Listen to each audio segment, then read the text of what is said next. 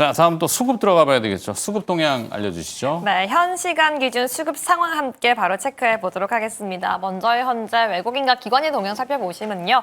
기관은 오늘 양시장을 매수하고 있습니다만 그 양이 크진 않습니다. 하지만 외국인 같은 경우에는 지금 계속해서 양시장을 매도하고 있는 흐름 나타나고 있는데요. 과연 오늘 시장 어떤 종목을 사고 또 어떤 종목 매도하고 있는지 함께 점검해 보도록 하겠습니다. 먼저 외국인이 매수하고 있는 종목 1위는요. 오늘 하나오션입니다. 조선주를 다시 한번 담기 시작하는 모습 나타나고 있고요.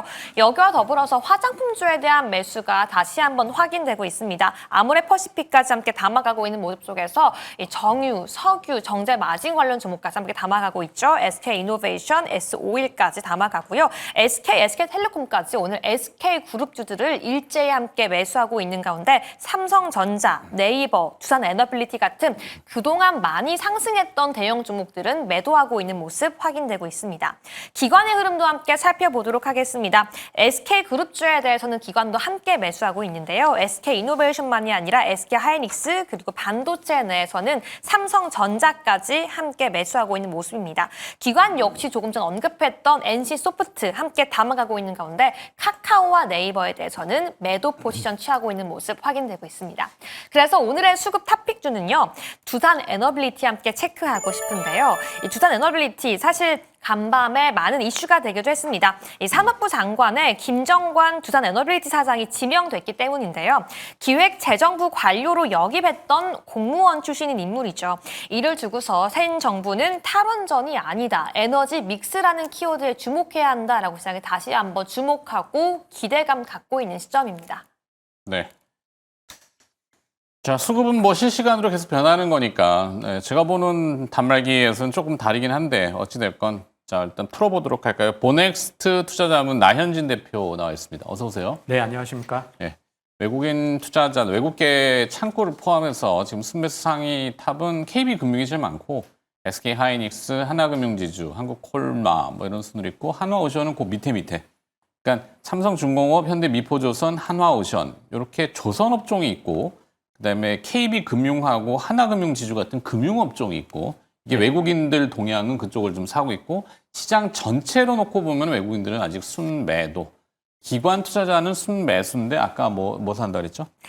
네, 두산 에너빌리티, 네. 이노베이션, 그다음에 하이닉스. 자, 두산 에너빌리티 뭐 네. 워낙 많이 회자돼가지고 오늘 주가도 욱 갔다가 이렇게 조금 내려오고 있거든요. 네, 두산에너빌리티는 최근까지도 주가가 계속 우상향을 하면서 좀 이평선 이격이 좀 많이 벌어져 있는 상황입니다. 그러니까 6월에 그 산업통상자원부 장관의 이제 네. 김정관 그 사장을 임명을 할 예정으로 있으면서 이제 그 두산에너빌리티 사장을 지냈던 이력이 이제 부각이 되고 있습니다. 이 부분에 대해서는 그 이재명 정부에서 원전에 대해서 이제 친원전 그 정책이 계속해서 나올 가능성이 있다라는 기대감을 계속 받고 있는 상황이고요. 그리고 이 원전을 뭐 탈원전을 할 수 없는 건 이게 자명한 사실로 받아들여지고 있습니다. AI 데이터 센터를 포함해서 삼성전자를 포함한 이제 그 대규모의 반도체 산업단지를 구성을 하고 있는 단계에 이제 필요한 전력 인프라, 전력 소요량을 어떻게 맞출 수 있느냐 이 부분에 대해서는 원전 외에는 크게 방법이 없다고 보고 있는 건 뭐 당연한 사실로 보이고요. 네. 그렇기 때문에 이제 두산에너빌리티에 대한 이제 그 수급도 좋아지고 있는 상황입니다. 다만 이제 뭐 두산에너빌리티가 최근까지 올랐던 건 이제 체코 원전에 대한 수주 산업 특성상 수주 때문에 좀 올라왔던 부분이 선반영된 부분은 있는데 그거 외에도 이제 국내의 설비나 가스터빈 사업도 계속해서 확장을 하고 있는 상태입니다. 이번에 3,300억 양수발전소 사업도 좀 수주를 하게 되면서 두산에너빌리티는 앞으로도 이제 고수익, 그러니까 좀 해외 원전에 대한 수출은 나가는 그 로열티도 많고 해서 약간 이제 고수익을 바라는 수주 산업은 아니지만 이제 국내 수주를 할 때부터는 좀 더 고수익을 낼 수 있다는 기대감이 있어서 앞으로도 기대는 되고 있는 상황입니다. 다만 두산에너빌리티 최근까지의 그 주가 상승세까지 포함을 하자면 이격 조정도가 너무 높기 때문에 선반영된 수주 그 부분을 이제 어느 정도 주가에는 녹여놨다라고 보고 있습니다. 이후에는 약간의 관망과 한 2분기 정도의 이제 그 실적 성장을 확인을 하고 이제 곧 있으면 발표가 되겠지만 이번에도 3천억 이상의 수주 그 영업이익을 보일 것으로 예상을 하고 있습니다. 뭐 이 부분까지 감안을 하자면 두산 에너빌리티는 그 이격 조정만 조금 더 그 지켜보고 관망하는 관점 이렇게 말씀드리겠습니다. 기술적으로 주가와 그다음에 이동평균 선과의 벌어짐. 주가가 빨리빨리 가니까 이동평균선이 천천히 따라가야 되는데 이게 가파르게 못 쫓아가잖아요. 그 이격 벌어짐. 이건 이제 기술적 분석에서는 과열되게 벌어지면은 이격 조정을 통해 가지고 주가가 좀 조정받고 이동평균선이 올라올 때까지 기다려야 되는 뭐 그런 내용이죠. 일일이 설명하기 또 시간이 또 그렇고 요즘 다 투자자분들이 워낙 공부를 많이 하셔가지고 다 알고 계시는 내용이니까 김유정 아나운서는 나현진 대표의 관망 전략에 대해서 어떻게 평가를 하세요? 동의합니다. 국내에서 원전주가 계속 거론될 것 같긴 한데 지금 가격대가 너무 부담이라서 사실 저라면 두산보다는 한전 삼형제에 조금 더 손이 가지 않을까. 그런 종목들은 그래도 조금 더 봐도 되지 않을까 이런 생각을 갖고 있긴 합니다. 한전. 네. 그렇죠. 그러니까 에너지는 뭐 어쩔 수 없이 그러니까 뭐 아까 얘기했던 뭐 데이터 센터가 됐던 도심 근처에 이 뭔가 대규모 반도체도 지금 이천 그다음에 우리 수원 라인 쪽 경기도권인데 그 안에다가 뭐 수력 발전을 줄 수가 없으니까 끌어오든지 아니면은 원전이 대안이다. 뭐 아니면 SMR이라고 하는 소형 모듈러 원전이 대안이다. 이렇게 부상되는 건 알겠어요. 그런 재료들이 지금 두산 에너빌리티한테는 거의 다 녹았고 결정적으로는 어제 에너빌리티 사장 출신이 산자부 장관으로 하마평에 지금 올라가면서 거의 재료의 정점이 된다 이렇게 보시는 거죠? 네, 네이버도 뭐 비슷한 비슷하게 좀 올라왔고요. 다만 이제 원전에 특화돼서 이제 두산 에너빌리티보다는 조금 더 넓게 봐서 이제 전력 인프라나 전력 설비에 대한 투자까지도 계속해서 이어질 수 있다라는 점에 조금 더 주목을 해보고 관점을 넓혀볼 필요가 있다고 보입니다. 네. 그러면 에너빌리티는 여기까지. 오르는 것만 자꾸 찝어내니까 할 얘기가 없는데 또 뭐예요? 또 오르는 두 번째 특징주 함께 짚어볼까요? 네, 오늘 아모레퍼시픽도 함께 상승을 하고 있는데요. 함께 좀 체크가 필요할 것 같습니다. 아모레퍼시픽 같은 경우에는 증권사에서 양호한 주가 흐름을 기대하면서 목표 주가를 상향하겠다라고 이야기하고 있는데요. 사실 화장품 같은 경우에 아까 초반에 이야기했던 것처럼 프랑스 다음으로 2위를 기록하기도 했고요. 끊임없이 증가하고 긍정적으로 나오고 있는 실적 때문에 실적 시즌을 앞두고 기대감이 더해지고 있는 게 사실입니다. 네. 자, 화장품 아무래도 스킨케어, 뭐 자외선, 뭐 뗄래야 뗄 수 없는 이제 또 장마가 아직은 오르락가락하지만 끝나면은 엄청난 그 햇볕, 땡볕이죠. 오, 너무 뜨거워, 따갑죠.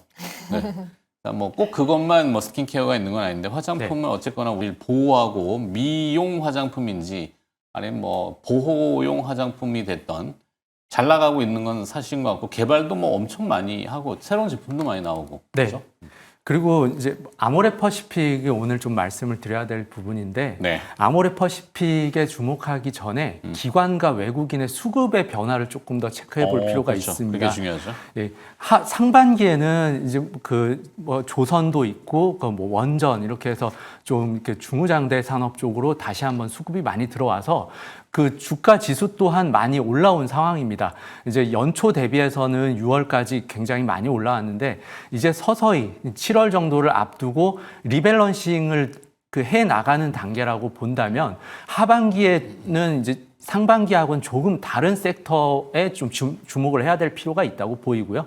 그렇기 때문에 아모레퍼시픽 좀 더 관심 있게 수급에서 변화가 일어난 부분을 체크해야 될 필요가 있다고 보고 있습니다. 기존 전통에는 아모레퍼시픽, LG생활건강 이런 주류였지만 새로운 그 슈팅 스타들이 있죠. 맞습니다. 해외에 한국 화장품을 알려주고 판매하고 있는 사이트를 만들고 있는 실리콘투도 신고가를 가고 있고요. 그리고 APR 같은 경우에도 화장품 뷰티 디바이스까지 함께 사업을 하면서 신고가. 그리고 최근 상장했죠. 달바글로벌 원래 스무어 미스트로 유명했었는데요. 요즘엔 선크림 등 다양한 영역으로 확장하고 있는 달바글로벌 역시 신고가를 달려가고 있어요. 오늘 그렇게 중소형 내에서도 이 새로운 역사를 쓰고 있는 기업들 내에서 혹시 이 대표님의 탑픽이 있나 궁금한데 어떤 의견 갖고 계실까요? 있을까요? 저는 뭐 탑픽이라고 해도 좀 아모레퍼시픽을 조금 주목해보고 싶은데 그 이유로는 고리타분하지 않을까? 네, 아모레퍼시픽은 주봉상으로는 좀 많이 안 오르는 부분이 있어서 좀 그 네. 부분도 강점이 있습니다. 주가가 모르는 건 예. 못 오르는 이유가 다 있지 않나요? 그리고 다만 이제 좀 더 중요한 부분은 아모레퍼시픽 같은 경우에는 이제 중국 비중이 그러니까 중국 수출이 차지하고 있는 비중이 16%에서 12%로 줄었습니다. 네. 그러니까 아모레퍼시픽에서 이제 매출에서 중국이 차지하고 있는 비중은 줄었지만 실제 중국에서 아모레퍼시픽이 판매되고 있는 건 20%가 성장을 했습니다.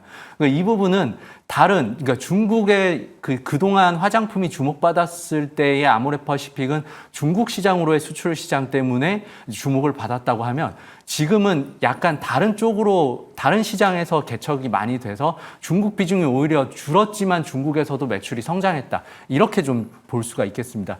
그 역할을 많이 하고 있는 부분이 설화수 브랜드가 네. 그 설화수 브랜드를 리뉴얼하면서 그 예전에는 조금 이제 중년에 포커스가 되었다면 이 부분이 약간 또 그 K 아이돌을 활용해서 광고를 하면서 그 굉장히 인기를 해외에서도 좀 많이 올라가고 있습니다. 우리가 그 원래 생각했던 설화수의 이미지하고 조금 다른 그 한류를 만들어내고 있는 부분이 네. 조금 아모레퍼시픽도 물론 중소형 화장품 종목들이 지금까지도 좋았고 앞으로도 좀 더 빠르게 올라갈 가능성은 있지만 아모레퍼시픽에도 좀 주목해 볼 필요는 있다라고 한번 말씀드리고 싶습니다. 근데 이 투자를 결정하는 데 있어서 물론 익숙한 전통적인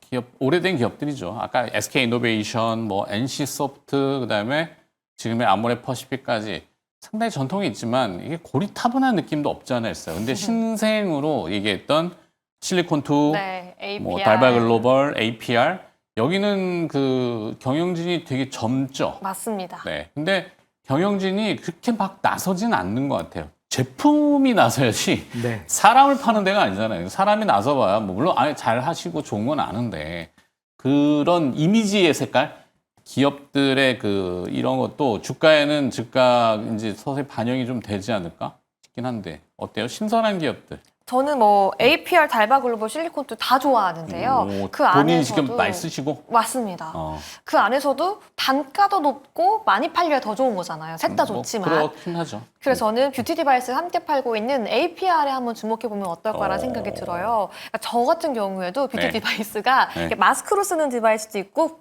이렇게 붙이면서 이렇게 롤링하는 디바이스도 있는데 한 네. 마스크만 2개, 롤링하는 디바이스만 한 2-3개가 있거든요. 이거를 사도 신기술이 나오면 더 사고 싶어요. 특히 남미에는 피부과도 없는데 공공의료 중심이라서 멀고 자기 동네에 없고 하다 보니까 이 홈 디바이스를 더 많이 사게 되는 수요가 높거든요. 네. 그래서 홈 디바이스 관련된 기업에 좀 주목하면 좋지 않을까 이런 생각이 있습니다. 남미 쪽 수출, 홈 디바이스, 뷰티, APR. 네. 네. 여기로는 네, 그렇습니다. 실소비자가 얘기하는 거니까. 네, APR이 특히나 좀 더 주목해 볼 필요는 있다고 보고 있습니다. 알겠습니다. 오늘은 김주정 아나운서가 APR을 빡 찍어가지고 뭐 기타 등등 또 뭐 기업들이 있겠죠. 오늘 오르는 기업 위주로 좀 다루다 보니까 좀 식상하긴 했는데 다음엔 또 신선한 걸로. 자, 일단 수급 분석까지 들어봤고요. 버넥스트 투자자문의 나현진 대표와 또 김유정 아나운서가 수고를 해주셨습니다. 두 분 고맙습니다.